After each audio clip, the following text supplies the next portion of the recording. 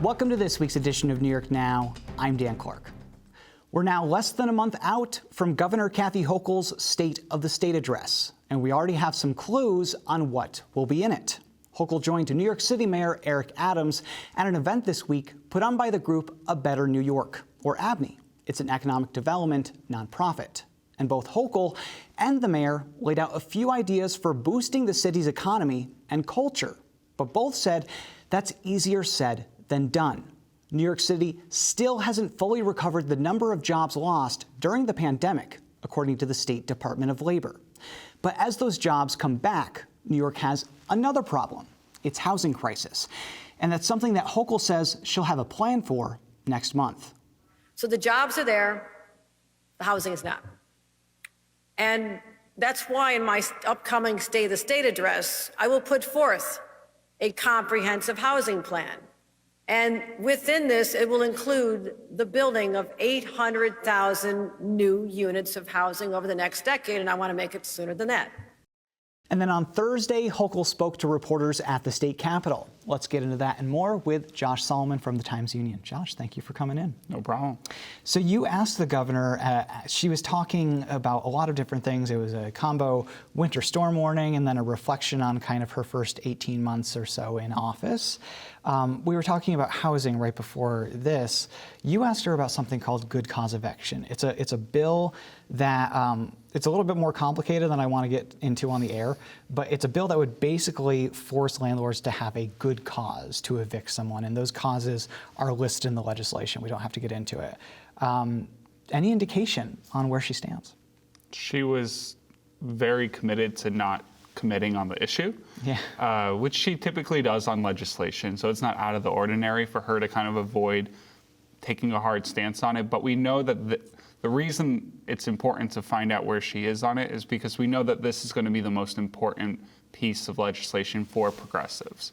And following an election where progressives weren't necessarily motivated to go out and vote, and the governor's figuring out how to make her coalition in the legislature, and they still have supermajorities, it's going to be interesting to see how much she gives room to an extremely progressive piece of legislation, or a piece of legislation that progressives love.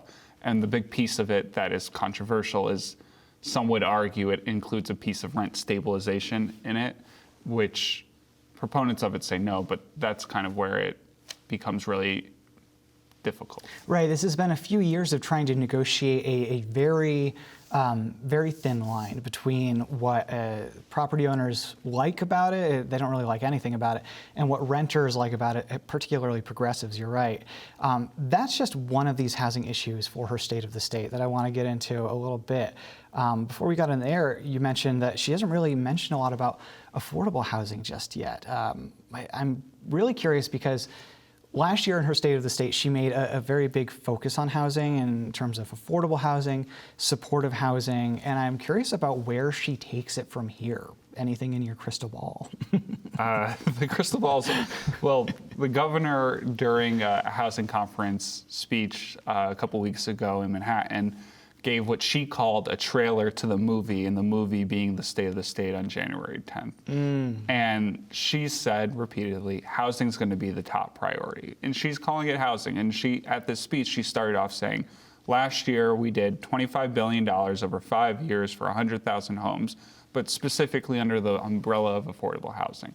Now we're talking about broad sweeping housing policy, anywhere from creating a state's office to help with planning for housing and have more of a comprehensive look at it, to zoning in the suburbs, which they're particularly concerned about in terms of the rate of building housing. So that not only are they concerned about the building of housing and the zoning behind it, but they're also concerned about access to that housing, for whom, how, workforce housing, the whole gambit. I mean, we're going to really see a big pitch on it. When you talk about housing in the suburbs, does that include accessory dwelling units, which is it's basically the option for somebody to convert their property into a home for somebody. A lot of people use the example of an aging parent who needs somewhere to live. That got into a little bit of a mess last year. I don't really know what's up with it. Have you covered that?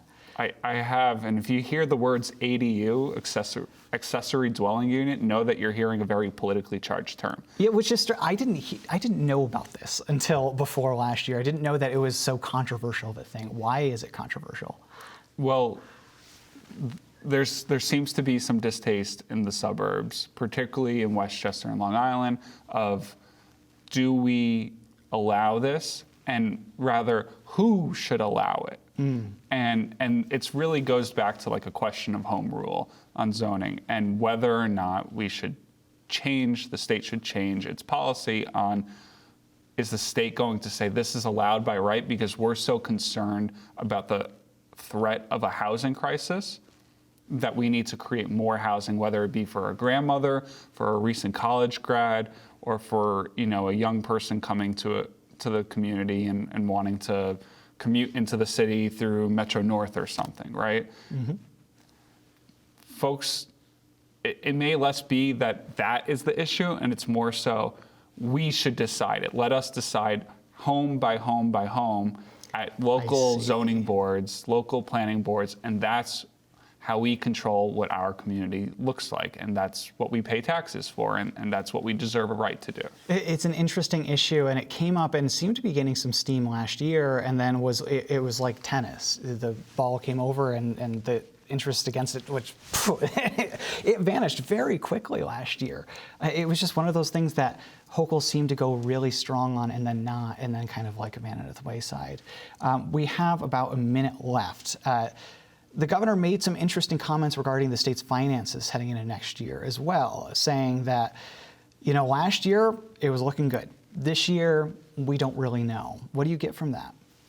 Well, she took a lot of heat from progressives last year who wanted her to spend down all of the one-time money that they were getting from the federal government on really important issues from home care to health care to child care. And she spent some of the money on it, but not all of the money. She kept it in reserves.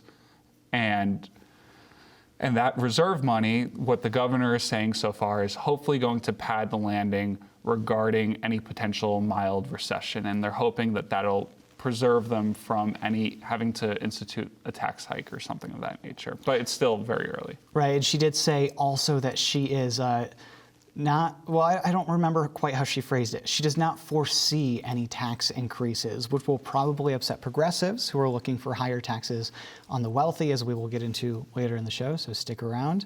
But for now, thank you so much, Josh Solomon from the Times-Union. We'll leave it there.